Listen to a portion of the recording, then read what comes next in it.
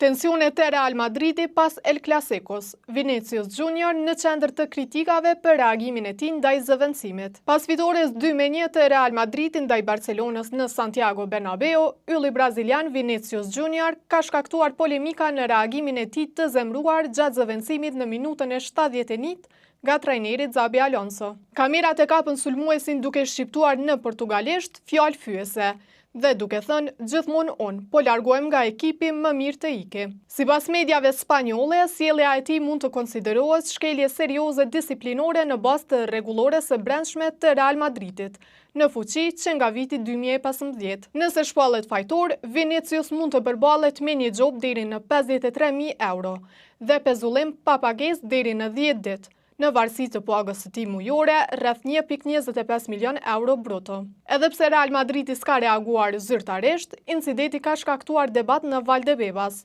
Disa drejtues kërkojnë dëshkim për Vinicius, ndërsa të tjerë duan që çështja të zgjidhet privatisht me Alonson. Incidenti ka trazuar ambientin madrilen dhe mbetet për t'u parë nëse Real Madridi do të marrë moasa kundër yllit të vet më të ndritshëm.